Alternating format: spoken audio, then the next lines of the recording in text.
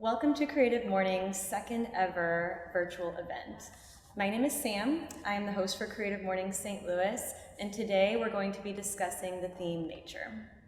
I have with me David Lauber from Tower Grove Park, and also Nathan Sprehe and Sam Augusti Nierenberger from Almanac. So recently, Almanac and Tower Grove Park collaborated on the Campaign for Awareness and Membership, which was a super exciting and impactful project. And we're going to be asking them questions about their creative process, strategy, and also some client relationships. But before we get into that, I kind of wanted to talk about the history of the park and give some background for some of our audience members who might not be aware of Tower Grove Park. Good. So Tower Grove Park is an independent nonprofit organization. Many people think of us as a city park, and we have a very close and special relationship with the city of St. Louis. But that relationship is such that the city owns the land, but the park is completely managed by an independent board of commissioners who employs my boss, the executive director, and me. We receive a lot of financial support from residents of the city in the form of general revenue from the Board of Aldermen and sales tax. But that is only a portion of what it takes to operate the park. And the rest we earn through rentals of places like beautiful Piper Palm House and the pavilions in the park, and through a charitable giving program, including membership at all levels. That's great. Yeah, I'm sure it takes a lot of helping hands and people to support such a beautiful park like this. And to me, I've always found Tower Grove Park to be sort of the most welcoming and accepting park in the city. You guys host a lot of diverse events and attract a lot of diverse people. How do you continue to kind of create this welcoming sense of emotion? Well, it is one of our core values, is to be welcoming and inclusive, and to make the park comfortable. And happily, we think that goes all the way back to when Henry Shaw gave the land to the city of St. Louis. Mr. Shaw first created what your grandparents thought called Shaw's Garden, now Missouri Botanical Garden. And that was meant to be a scientific and research institution. It's smaller, much beautiful facility, but only at 70 some odd acres, whereas Tower Grove Park, which he then created, is 289 acres. And when Mr. Shaw created Tower Grove Park, his intent was for the park to be a place of welcome. It was the first a driving park. Now think 1872. Driving was not a Dodge. driving was a carriage, right? And his goal was to welcome all classes. That's great. You guys have definitely kept up with that. Are there any popular events that you want to mention? Well, I mean, of course, we're so proud of the fact that our biggest event of the year is Festival of Nations. The International Institute's beautiful fundraiser, and also for recent years we've had Tower Grove Pride here. Goodness, so many different diverse institute things that we're so proud happen here, and we don't think would happen most any other place in St. Louis. I would agree with that. Did you guys have anything to add when kind of researching what was impactful to you about Tower Grove Park? Well, so one of my favorite things, this is tapping into the Henry Shaw's history of the park, right? We actually had access to, what was the document called? Like the first, like what he laid out were like the rules and obligations of the park. And so I read that, and there's a line in there that says that it's for every person from gilded carriages to horse and buggy, right? Like it's the richest of the rich and the poorest of the poor. Like everyone can come here and really find their sanctuary here, find a space for themselves here, use it in different ways. It's always been a place of respite. I think that's one of the coolest things. Yeah, that's great. Yeah, I mean, I think it's just always been a place that I've come, like as a kid growing up in the city. Like we spent a lot of time at Tower Grove Park. It was kind of our favorite places. Felt more urban than a lot of other parks, even though we love Forest Park and we love lots of other places around St. Louis. But I think just the situation in the South Grand neighborhood and the ways, I mean, growing up playing in the fountain and picnicking and Festival of Nations and all those things. So those were always like super familiar to me. And you grew up near Tower Grove Park. I've lived on every side of the park. So I mean, we're so it's pretty close to all of us at Almanac too. Yeah. You've lived on every side, so you just wanted a different view. Yeah, exactly. That's it. I live in Tower Grove East now. Okay, gotcha. Yeah. So when it came to, you and your team deciding, okay, it's time to pursue a membership campaign, what were the goals of this campaign? So there has been a Tower Grove Park Friends program for approximately 30 years at this point. It was a wonderful group of people in the neighborhood who created the Friends of Tower Grove Park about 30 years ago. And they did that work as volunteers. And there were, and the membership numbers kind of bumped along depending on the year and the staff support they had. But about 2.5 years ago, the Board of Commissioners set a strategic goal of quadrupling that number.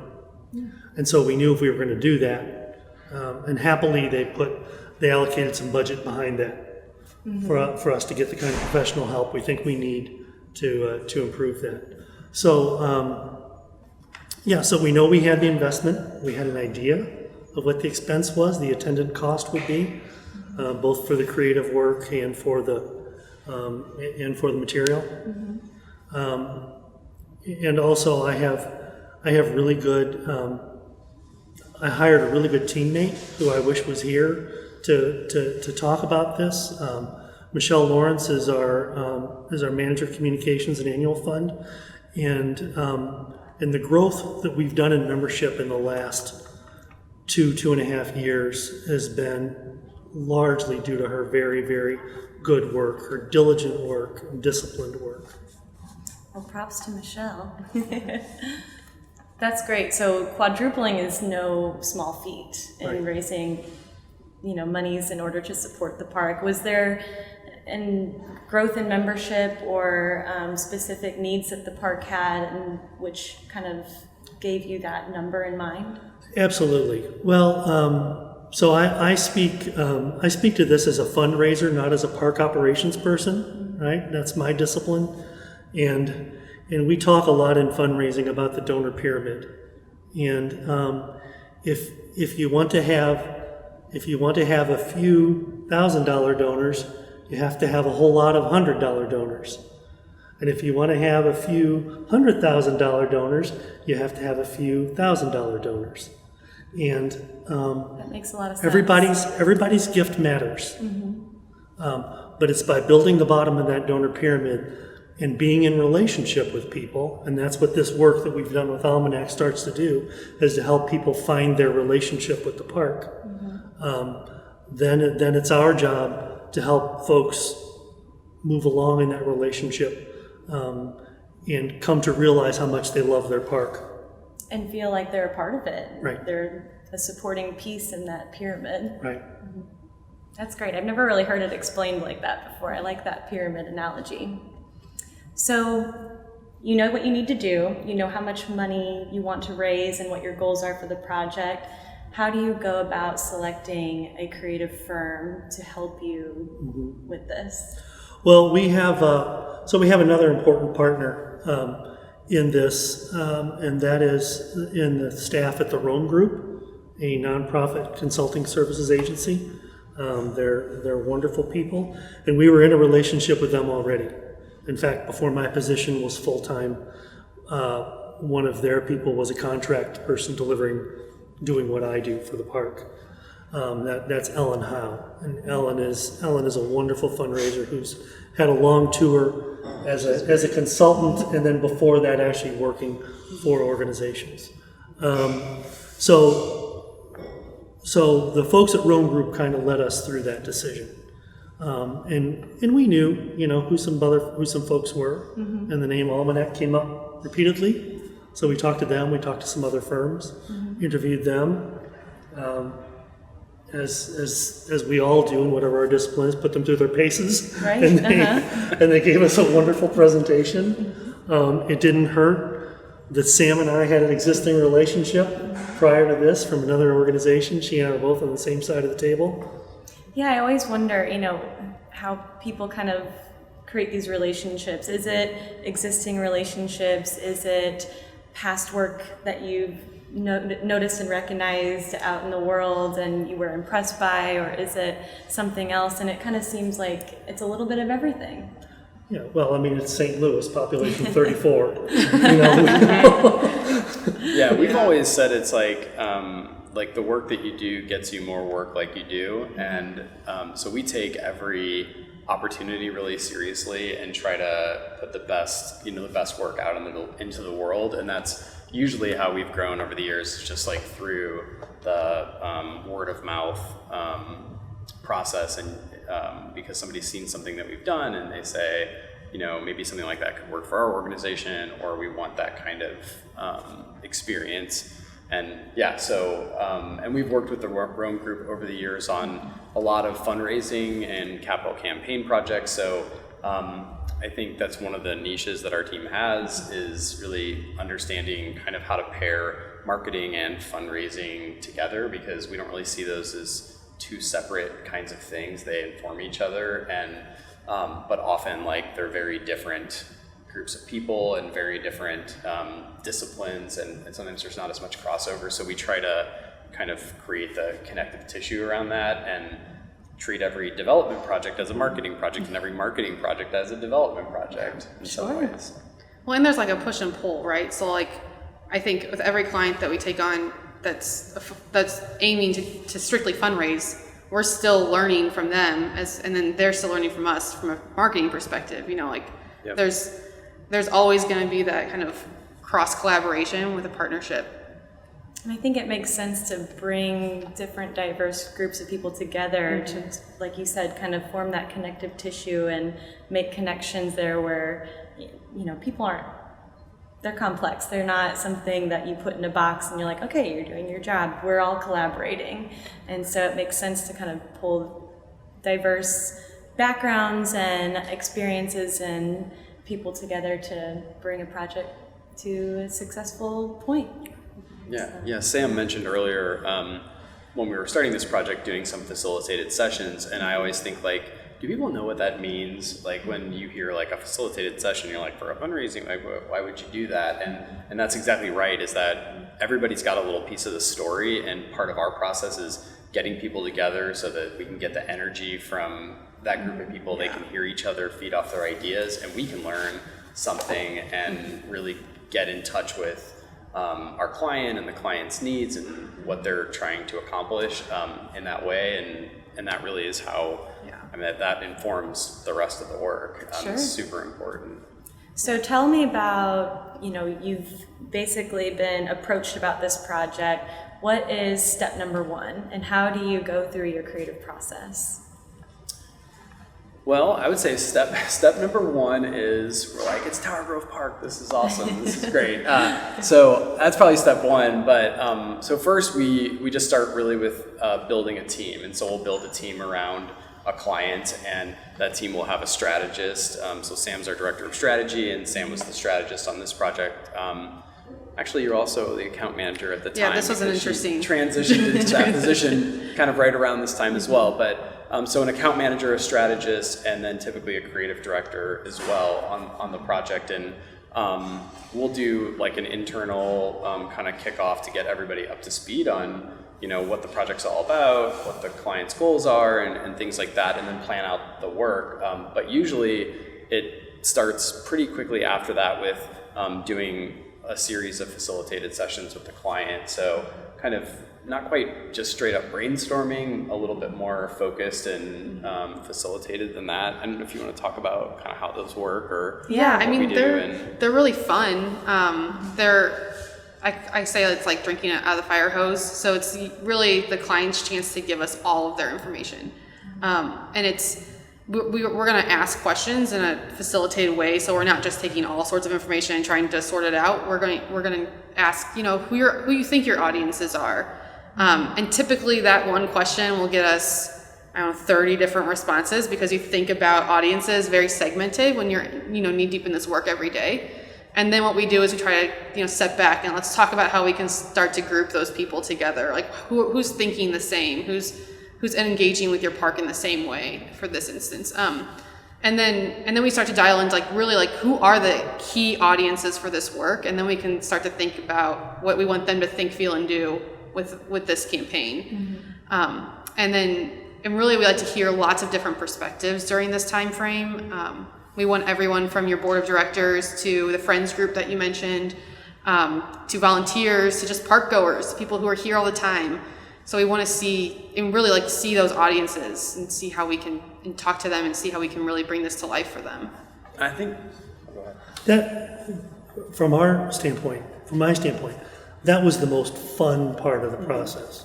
And I was a participant, not the facilitator, of course, they were, but we gathered multiple groups, and we were pretty good at figuring out who to group. Yeah. Because you have a very different conversation.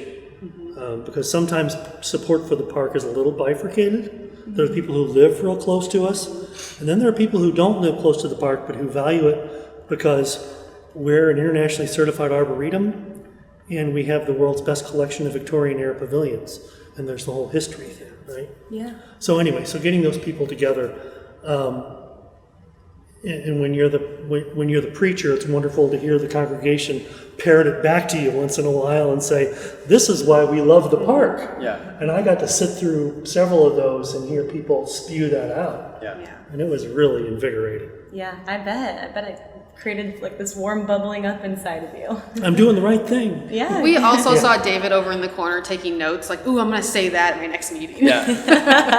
Well, and those are so fun, and I think usually when those start out, people are like, well, everybody, you try to get people try to get their marketing messages figured out. Well, so what does park mean to you? Or ask, certain questions, and people want to get it just right, and then we kind of let them know, this is not about the right answer. It's just what's in your gut, or how do you see it through your lens, and then we'll knit those all together and look for what are those common pieces that the different audience groups have, because I think in some cases it does make sense to have tailored messages for different groups of people. I mean, you know that from years of running these campaigns, you have people who are motivated to give for different kinds of reasons. But what we try to do is kind of still have some of those sub messages, but what do those ladder back up to? What's the big idea here that we can all kind of get behind and believe in, and that's at the core of what Tower Grove Park means to St. Louis, the region,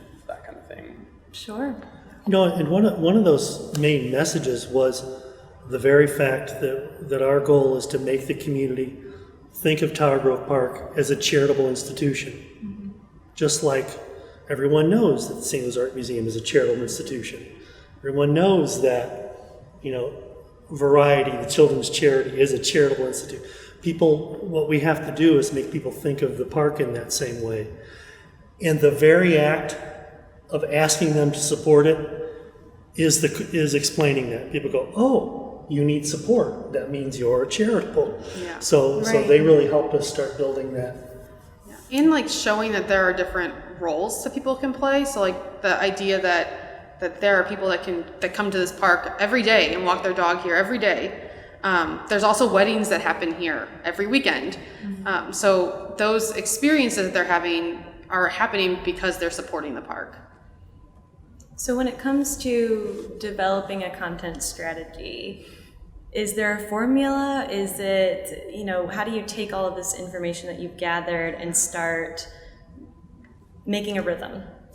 Yeah, so I am a strong believer that we should really create content once, but use it twice, right? So you create content and use it in multiple different ways, thinking about how we can make sure we're capturing those different audiences where they are. So David, you'll laugh at this, but there's a fundraising method, right, where you're supposed to thank a donor seven different times throughout the year before you ask them again.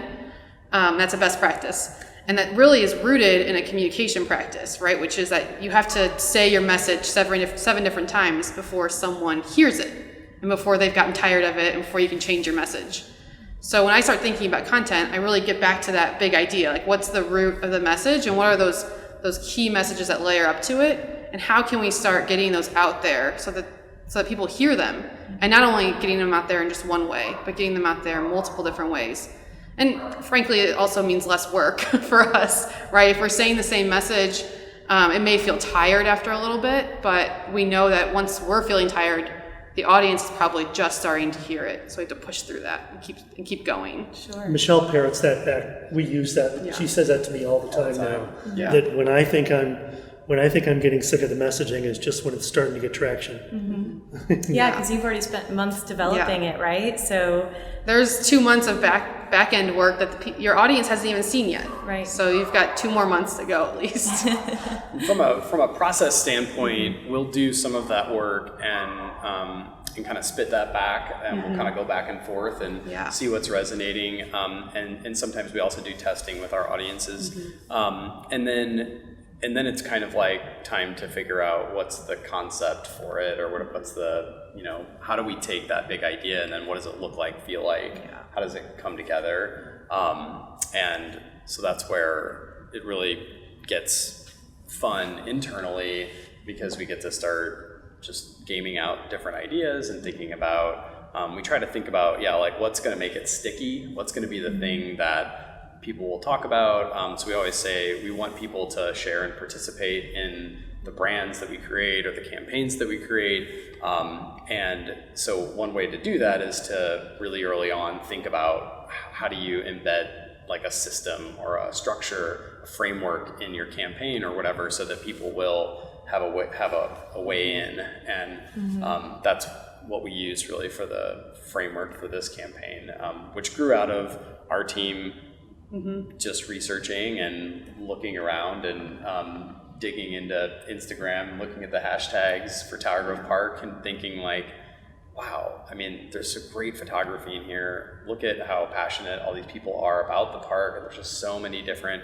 diverse people that use the park. Let's let them, that's Tell the that's story, it right yeah. there. It's that they are the park. So that was really where that kind of concept grew out of. Yeah, I would say like from a content strategy perspective, there's really 2 tools that we used, which was user-generated content, right? So like we don't need to go out and create more photography. It's out there. Let's just elevate it. And then also to the idea of making something sticky and memorable, we used alliteration, which is, a pretty like writing 100 level course, right? What alliteration is, but it works so effectively. And what we were able to do by having park people or having, like furry friends and 4th graders, right? Like you start to show all the different people that are using the park, all the different perspectives of the park. And it makes people smile. It makes people kind of laugh at it a little bit and also remember it. Right. So it's almost like that song you can't get out of your head. Exactly. Yeah. It's really tapping into that kind of that rhythm, as you said. So in the midst of basically creating this campaign, we were hit with a global pandemic, which obviously probably made some impact. How did your strategy change, or where did you make some adaptations to kind of discuss this new challenge? Yeah. Well, I would say that the Tower Grove Park team did an excellent job. I mean, every day was a new day, right? You didn't know what was going to happen next. You didn't know if the park was going to be open or if it was going to close, if streets would be open. And they just did an excellent job over communicating and getting the message out to people as clearly and concisely as possible. So for us, having a partner that was already so responsive made executing our strategy so much easier. And it really, we didn't have to change the strategy because the strategy is all about people using the park. It's all about showing all the different ways that we can use the park. And so it was kind of not a best case scenario by any stretch of the imagination, but it was a really unique situation where we could say, there are so many things you can do here. Did you know that there's that there's the bird garden and that there's beehives in the park, and what we kind of had said from a strategic standpoint wasn't necessarily to put those things behind us, but to kind of put them to the side and really like highlight those people perspectives. And what we ended up doing was being able to use those in a different way to did you know, and fun facts about the park that maybe wouldn't have been as elevated if we had festivals going on here every weekend, right? Sure. So it really was a cool moment where I think between our two teams we were able to respond, and of course, you know, it happened at the start of spring, which is right when we were supposed to drop a mailer, right? Right. But we were able to keep the mailer intact and put in a card that just kind of explained what's going on in the world, and was really, I think, pretty authentic to their team's voice, and just being there and support a supportive entity in the region for people when they needed it. You reminded me that we actually talked to some firms around the country about a separate project over a year and a half ago, and one consultant said to me on the phone, and this was somebody who does this work strictly for parks and outdoor spaces, and she said, well, of parks and gardens, said, well, and of course you already know that, you know, spring is the best membership time of the year. And yeah, I knew that. Sure, I did. So this was just so fortuitous. And the other point I wanted to make is that a lot of my peers in fundraising are fundraising for things like performing arts organizations who are just dead in the water. It's just such a difficult, I can't imagine. Tower Grove Park's brand is flying high right now. People are experiencing the park in a very different way. Granted, Tower Grove Pride isn't coming up in 3 or 4 weeks. In June, it's pushed off, and things like that. But people are experiencing the park in its purest form, on foot, walking through it, looking at one of the most remarkable springs we remember seeing. So Right. So Seems like it created some different opportunities. yeah, so there's all that good stuff about successful people, right? You know, and what they do, that I work so hard. No, I didn't work hard. It was just the right things came together. We had the right partner who gave us good words, and we informed it well, and things lined up for us. And so it's really working well. That's a good leeway into my next question, which is, how do you measure success in a campaign like this? Not only from the park standpoint, but from a creative standpoint.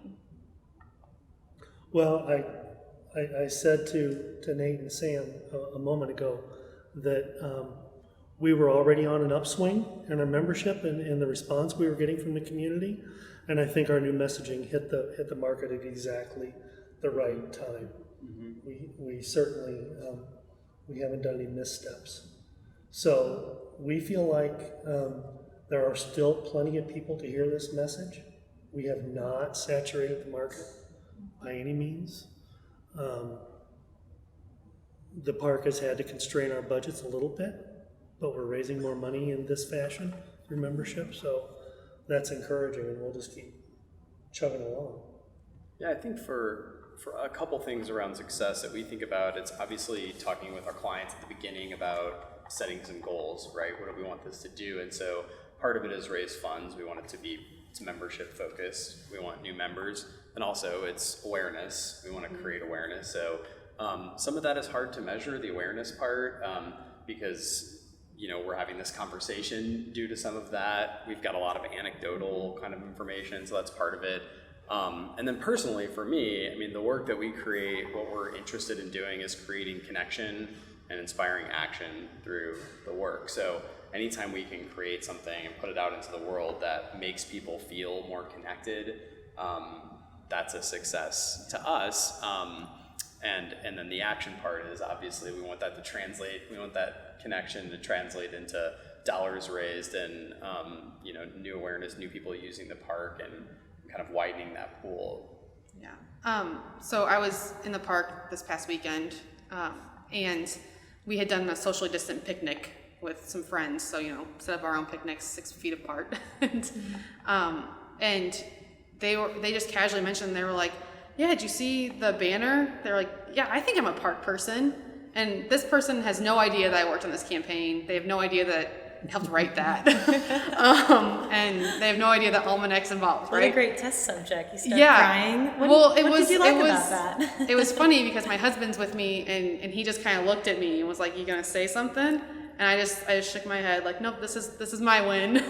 Yeah. But yeah, that's for me, that's the success, where that just feels really good.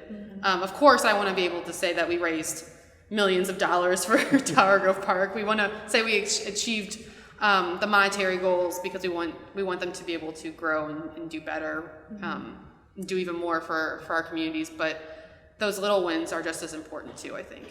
And they, like you mentioned before with your pyramid analogy, those little wins stack up into big wins. Exactly. And it's really about that human connection and being able to impact your audience, which you guys have a very large, diverse audience for this park. So creating that universal message that is going to hit them and, you know, impact them on an emotional level to be able to say, yes, I am a park person and I would like to be a member. Yeah. That's great. Yeah, and hopefully it becomes something that, you know, the hope is always that that becomes like embedded in the, you know, kind of in the vernacular and becomes something that, you know, is messaging that can build on beyond that campaign as well. And just, you know, we're always looking for that to be the start of something that you can build on too. Is there any future updates or events for Tower Grove Park that you'd like to mention? Well, you know, we're like everyone in the world, we're managing on a 72-hour horizon. The thought of long-term planning right now is pretty tough. We're working with CDC guidelines and the mayor's office and the health department to decide what we can do next and if we can loosen things up. But at some point, you know, the great discussion point has been having the park closed to vehicular traffic for a couple of months. That will be reopening, much to some people's joy and much to many people's dismay. Yeah, but it is necessary that people get in here to use all the parts of the park with a vehicle. So no, we're all just learning to manage on a very short time horizon. Yep.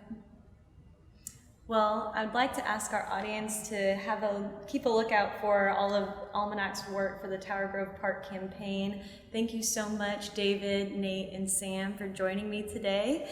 And please follow them on social media to stay up to date on any future events or updates from both Tower Grove Park and Almanac.